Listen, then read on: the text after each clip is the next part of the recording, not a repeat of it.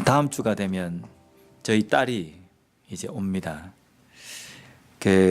다음 주에 애가 몇 시에 올지, 어떻게 이제 픽업하러 갈지, 이렇게 이제 아내와 이야기를 하면서 문득 그런 이야기를 제가 아내에게 했습니다. 우리 애들과 같이 살 수 있는 시간이 이제 얼마나 될까? 그러니까 아내가 하는 이야기가 길어야 10년이지 않을까라고 이야기합니다. 가만히 생각해 보니까 길어야 10년인 겁니다. 애들이 조금 뭔가 다른 일을 하거나 다른 주에서 뭔가를 하겠다라고 한다고 한다면 한 5년 이 정도 될 수 있을 것 같고, 그러면서 아내랑 같이 있으면서 그 이야기를 나누면서 그 생각이 드니까 문득 남아있는 시간이 너무 짧구나라는 생각이 드는 겁니다. 지금은 같은 공간에서, 같은 거실에서, 때로는 같은 식탁에서 같이 먹으면서 도란도란 이야기도 하고 그러는 시간들이 이제는 우리에게 얼마 남지 않았구나라는 생각이 드니까 왠지 서글퍼지는 겁니다. 근데 앞으로 남은 시간 이거밖에 되지 않구나라고 이렇게 생각하면서 지금까지 제 인생을 보면서 앞으로 얼마 남지 않았구나라고 한탄만 하지, 지금 현재 내가 어떻게 살아야 할지에 대해서는 잘 생각을 안 한 것 같습니다. 앞으로 얼마 남지 않았기 때문에 오늘 하루를 정말 최선을 다해서 아이들과 정말 재밌는 시간, 또 즐거운 시간, 추억이 남을 수 있는 그런 시간들로 만들어야 되는데, 항상 보면 현재에는 어떻게 해야 되는지라는 생각을 잘 못하고 그냥 아이고야 얼마 안 남았구나, 좀 있으면 얘네들이 시집가고 장가 가겠구나, 이 생각만 하는 겁니다. 그래서 제가 그 생각을 했습니다. 이제 딸이 오면 우리 가족들이 나중에 저와 아내가 후회 없게 아이들이 지금 있을 때 함께 좋은 시간을 좀 보내야 되겠다. 그러려면 어떻게 해야 될까? 저 나름대로 계획을 세웁니다. 우리가 오늘 이 본문 말씀에도 보면 사도 바울이 에베소 교회 그리스도인들에게 뭐라고 권면하면서 시작하냐면 세월을 아끼라라고 이야기를 합니다.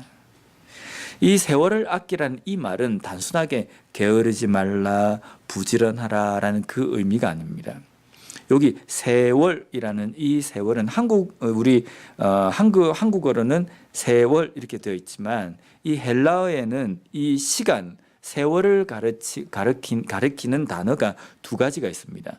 첫 번째는 크로노스라는 겁니다. 이것은 지금 몇 시 몇 분이다라고 이야기할 때 그 시간을 이야기합니다. 근데 또 한 가지 시간을 가리키는 단어는 카이로스라는 단어입니다. 이 카이로스라는 것은 쭉 시간이 있는데 그 중에 특정한 어느 한 시점을 이야기하는 겁니다. 그래서 내가 지금 학교 갈 때라고 하면 그 갈 때라는 것은 이 카이로스에 들어가는 겁니다. 모든 시간들이 있지만 그 중에 특정한 어떤 시간을 이야기하는 겁니다. 근데 오늘 본문에 나와 있는 이 세월이라는 것이 이 카이로스라는 단어로 쓰여져 있습니다. 그러니까 쭉 있는 이 시간들을 아껴야 된다, 이 의미가 아니라 그 시간들 중에 어떤 특정한 부분, 어떤 특정한 그 때를 아껴라 라고 이렇게 이야기합니다. 근데 또 아껴라라는 이 의미도 헬라 원어로는요, 사다, 속량하다 라는 뜻입니다. 이건 뭐냐면 그 시간이 지나가니까 잡으라는 겁니다. 값을 다 지불을 해가지고 그걸 어떻게 해서든지 그 시간을 잡으라는 겁니다. 지금 어떤 특정한 시간이 가고 있습니다. 근데 그 특정한 시간이 그냥 지나가지 않도록 모든 것을 다 내어놓고 그 시간을 붙들어라 라는 그 의미입니다. 도대체 사도 바울은 어떤 특정한 그 시간이 어떤 시간이라고 이야기하면서 그리스도인들에게 세월을 아끼라라고 말씀하냐면요, 바로 그 다음에 보면 왜 세월을 아껴야 되냐면 때가 악하니라라는 겁니다. 때가 악하니라는 이 뜻은 이 시대가 점점 악해져 가고 있다라는 겁니다. 그러면 점점 악해진다는 이 말은 무엇을 의미합니까? 예수님께서 오실 날이 점점 가까우고 있다는 겁니다. 예수님께서 오실 날이 점점, 언제인지는 모르지만 점점 가까우고, 예수님으로 인하여서 이 땅이 심판받을 그 시간, 그 때가 점점점 가까워오고 있다는 겁니다. 그래서 그 점점점 가까우는 그 시간 가운데에, 그 때 가운데에 지금 현재 우리에게 주어진 이 의미 있는 시간을 붙들어라 라는 이 의미입니다. 우리는 말세나 지구 종말에 대해서 관심이 상당히 많습니다. 언제 말세가 올 것인가? 언제 지구의 종말이 올 것인가? 그리스도인들 뿐만 아니라 모든 사람들은 다 관심이 있습니다. 그런데 이 지구 종말에 대한 관심은 가지면서 어떻게 하면 될까? 그래서 어떤 사람은 나는 지구 종말이 온다 할지라도 오늘 사과나무 한 그루를 심겠다, 이런 말을 하는 사람도 있고, 어떤 사람은 지구 종말을 대비하기 위해서 자기 집에 지하 벙커를 만들어 가지고 하는 사람도 있고, 또 전에 한번 신문을 제가 봤는데 한국의 아주 부자 동네, 거기에는 지하에 아주 견고한 철로 이렇게 벽이 만들어져 있고 그 안에는 진짜 몇 달을 살 수 있는 모든 것이 구비되어 있는 그런 지하 벙커가 있답니다. 사실인지는 아닌지는 모르겠지만 제가 인터넷 기사로 본 적이 있습니다. 그래서 마지막 때, 이 지구의 종말의 때, 여기에 대한 관심을 가지면서 대비를 합니다. 근데 중요한 것은 이 지구의 종말의 때도 곧 오지만 우리의 개인의 인생의 종말의 때도 온다는 겁니다. 우리의 인생의 마지막 때가 반드시 오는데, 근데 우리 인생의 마지막 때에 대해서는 우리가 어떻게 준비를 하고 있느냐는 겁니다. 우리 인생의 마지막 때를 위해서는 지하 벙커를 파는 게 답이 아닙니다. 라면을 몇 박스를 준비하는 이것이 우리 인생의 종말, 마지막을 준비하는 것이 아닙니다. 우리 인생의 마지막을 준비하는 것은 어떤 것이겠습니까?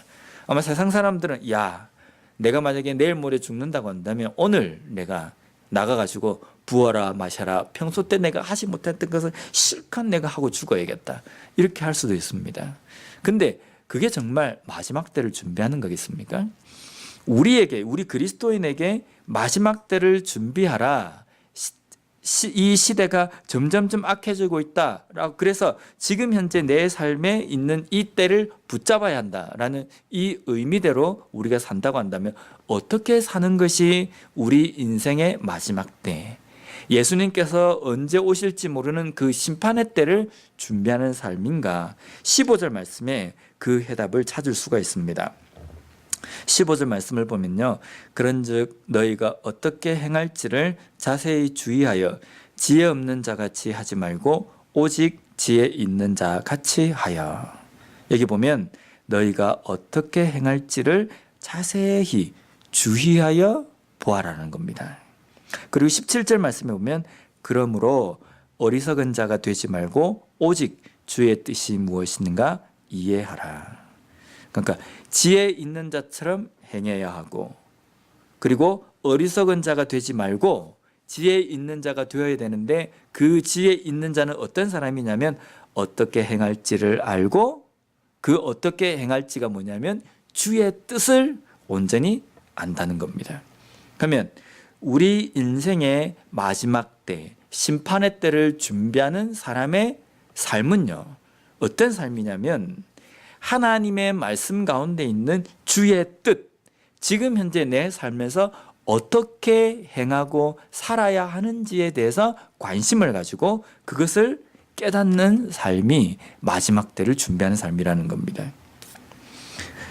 어느 순간인가 우리 그리스도인들, 우리 성도들 가운데에서 이런 말이 있습니다. 성경을 많이 읽어가지고 머리만 이렇게 커진 신앙인이 되어서는 안 된다. 그래서 머리와 몸이 함께 커야 한다, 이렇게 이야기합니다. 이렇게 이야기하면서 무슨 문제가 생기냐면, 옛날에는 성경을 주구장창 읽었습니다. 하나님의 말씀을 시도 때도 없이 읽고 묵상하고 막 그랬습니다. 근데 성경 많이 읽는 게 대수가 아니다 라고 이야기하는 것부터, 그 말을 한 이후부터 무슨 일이 생기냐면 하나님의 말씀을 읽는 것에 대해서 너무 소홀히 생각한다는 겁니다. 그래서 하나님의 말씀을 읽는 것이 대수가 아니기 때문에 하나님의 말씀을 안 읽어도 된다, 이 말이 아니라 하나님의 말씀을 읽되 그 하나님의 말씀의 그 본뜻, 하나님의 뜻을 온전히 깨닫고 행하는 데까지 가야 되는데 말씀 있는 걸 그쳐버리는 겁니다. 그래서 뭐 지금까지 제가 사역을 하면서 성도님들과 함께 이렇게 성경 공부를 하거나 또 아니면 만나서 이야기를 하다 보면 어떻게 이런 것도 모르나라고 생각할 정도로 그런 대화가 있을 때가 많이 있습니다. 그리고 심지어는 청년들이나 이런 애들은 만나면요, 성경을 아직까지 한 번도 읽지 않은 사람들, 창세기부터 계시록까지 한 번도 읽어보지 않은 애들이 수두룩합니다. 그리고 거기에 대해서 별로 그렇게 심각하게 생각하지 않습니다. 왜냐하면 그냥 주일날 와서 설교 들으면 다 거기에 대해서 다 이야기하고 뭐 길을 걸어가다가 뭐 듣고 싶으면 요즘 핸드폰 열어가지고 보면 다 들을 수 있고 말씀의 홍수 속에 살기 때문에 별로 그렇게 심각하게 생각하지 않습니다. 근데 문제는 뭐냐면 우리가 하나님의 뜻을 알기 위해서는요, 가만히 하늘을 향해서 입만 벌리고 있다고 해서 하나님의 뜻을 깨닫는 것이 아니라 하나님의 뜻이라고 우리에게 주신 이 말씀을 연구하고 묵상하고 공부하고 읽고 해야지만이 하나님의 뜻을 알 수 있는 겁니다. 이걸 한 번도 펴보지도 않는데 어떻게 우리가 하나님의 뜻을 알 수가 있겠습니까? 그래서 말세 때에 어리석은 자처럼, 지혜가 없는 자처럼 그렇게 살지 말고 지혜 있는 자처럼 하나님의 뜻, 어떻게 행하기를 원하시는지 그 하나님의 뜻을 온전히 분별하면서 사는 삶, 그러한 삶을 살기 위해서는 우리가 하나님의 말씀을 지속적으로 묵상하고 우리가 공부하고 연구해야 되는 겁니다. 두 번째로 사도 바울이 그리스도인들에게 권면하는 내용은 18절 말씀입니다. 술 취하지 말라. 이는 방탕한 것이니 오직 성령으로 충만함을 받으라. 이 말씀은 그리스도인들이 술을 마셔서는 안 된다라는 이 주장을 하기 위해서 인용되는 성구입니다. 그런데 이 말씀은 단순하게 그리스도인들이 술을 마셔서는 안 된다는 말씀을 이야기하기 위해서 이렇게 하신 말씀이 아닙니다. 이 말씀의 중요한 것은 뒷부분입니다. 오직 성령으로 충만함을 받으라는 겁니다. 술 취하지 말라라는 게 이게 주목적이 아니라 술을 마셔서는 안 된다, 술을 마셔도 된다 이 말을 하는 것이 아니라 성령의 충만함을 받아야 한다라는 겁니다. 그러면 술 취하지 말라고 이게 이야기하는 것은 술 취하는 것이 방탕한 것이기 때문입니다. 근데 술 취하는 것만 방탕한 겁니까? 술이 막 되게 치아가 있는 것이 방탕한 것인가? 술 취하는 것만 방탕한 것이 아니라 돈에 취한 것도 방탕한 겁니다. 세상의 문화에 취한 것도 방탕한 겁니다. 결국은 술이라는 것은 이 시대의 세상의 여러 가지 좋은 것, 향락 이런 것들의 대표적인 겁니다. 그래서 이 말씀을 만약에 바꾼다고 한다면요, 세상에 취하지 말라, 세상에 푹 빠져 있지 말라라는 겁니다. 세상의 철학이나 세상의 관념이나 세상의 여러 가지 사상이나 이러한 것들에 꽉 사로잡혀 가지고 하나님의 말씀, 성령께서 내 삶 가운데 이야기하는 그 말씀에 대해서는 귀를 기울이지 않는 겁니다. 그래서 세상에 있는 여러 가지 지식과 철학과 여러 가지 관념들, 거기에 따라서 삶을 살아가는 그러한 삶이 이 시대의 대사라고 생각하는 겁니다. 제가 목사지만 목사들 가운데에서도 어떤 목사가 정말 똑똑한 목사인가? 만약에 이렇게 질문을 한다고 하면 뭐라고 대답을 하시겠습니까? 어떤 목사가 똑똑할까? 제 주변에는 제 친구들도 보면 정말 똑똑하다라고 생각하는 친구들도 있습니다. 근데 그 친구들이 똑똑한 것은 하나님의 말씀에 대해서 어떻게 해서 이렇게 잘 알까라는 그것 때문에 똑똑하다고 저는 생각하는 겁니다. 근데 이 시대에 목사가 똑똑하다고 한다면 우리 생각 속에는 은연중에 이런 생각이 있지 않습니까? 사회 시사 상식에 아주 민감하고 시사 상식에 아주 풍부하고 또 정치나 경제나 문화나 교육이나 이런 것들이 돌아가는 이거에 대해서 빠삭한 목사. 그래서 설교할 때마다 세상에 여러 가지 돌아가는 그것들에 대해서 이야기하면 와, 똑똑한 목사다라고 생각을 하지 않습니까? 그렇게 만약에 생각한다면 저는 정말 멍청한 목사인 것 같아요. 근데 과연 그것이 정말 이 시대에 하나님의 말씀 앞에서 똑똑한 것일까? 그리스도인들 가운데서도 마찬가지입니다.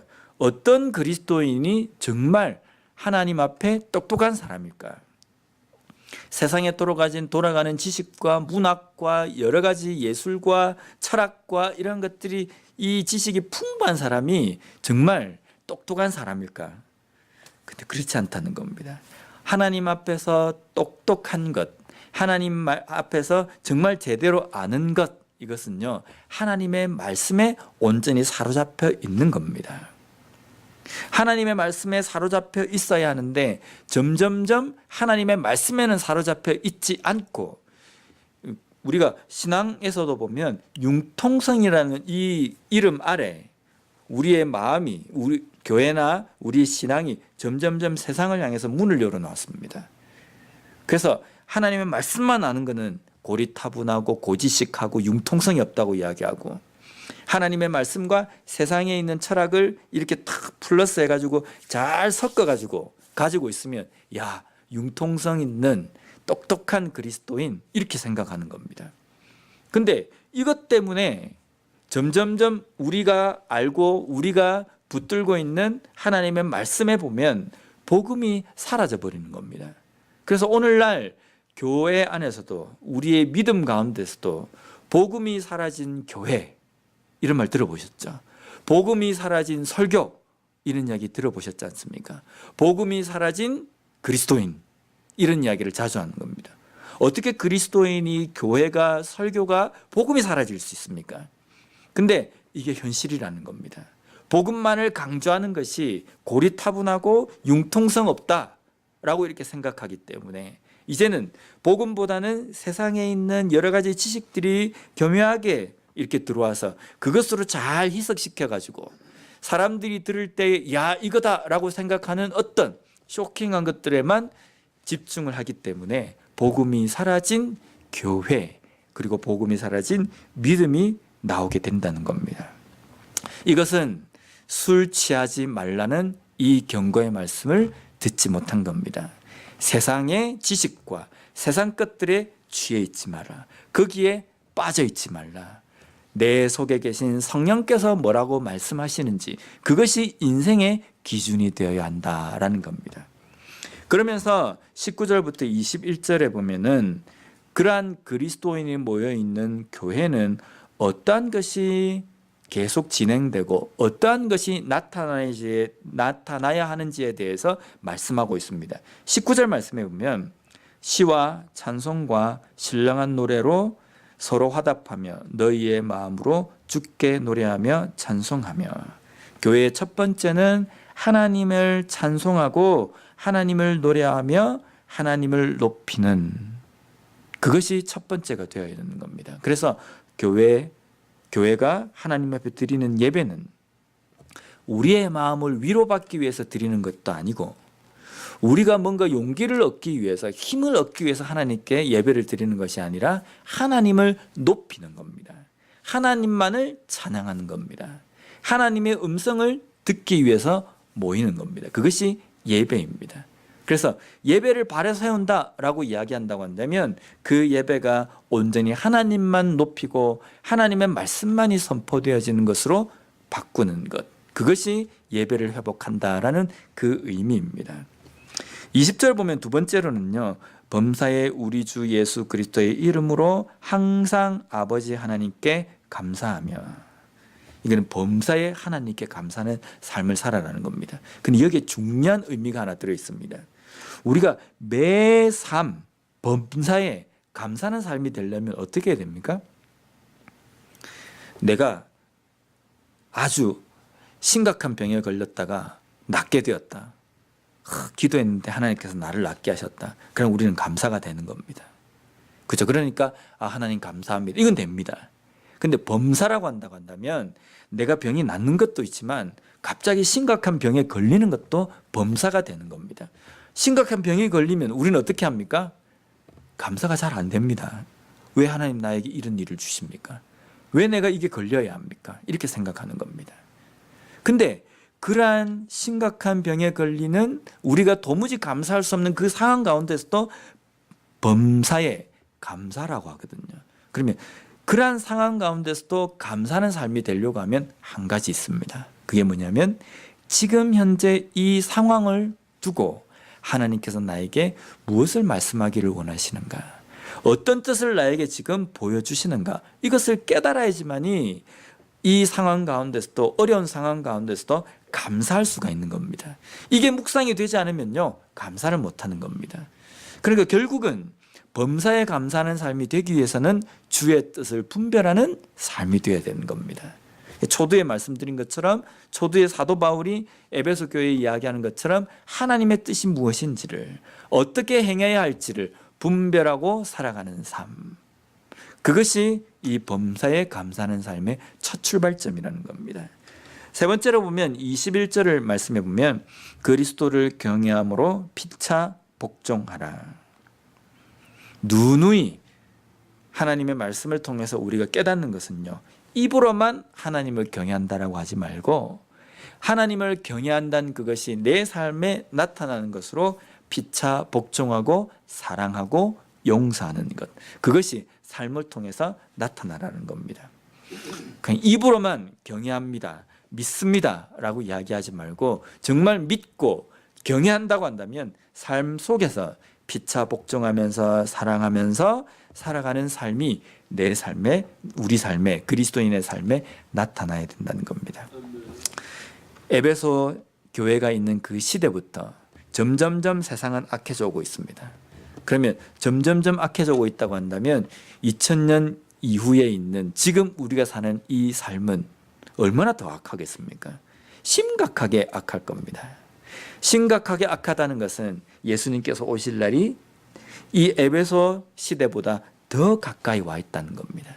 더 가까이 와 있기 때문에 세상에 우리를 그냥 마비시켜버리는 세상의 문화와 세상의 것들에 마비되어서 취해서 살지 말고 하나님의 말씀을 통해서 이 세상 가운데서 어떻게 행하기를 원하시는지 그 하나님의 뜻을 온전히 분별함으로 말미암아 매일매일 삶 속에서 하나님을 찬양하고 또 하나님께 모든 범사에 감사하는 삶, 그리고 내가 하나님을 믿는다라는 그 고백이 우리의 삶 속에서 형제를 사랑하고 피차 복종하는 것으로 온전히 열매를 맺는 삶을 살아감으로 말미암아 이 시대에 하나님께서 원하시는 그리스도인으로 살아가는 우리 모두가 되었으면 좋겠습니다. 기도하겠습니다.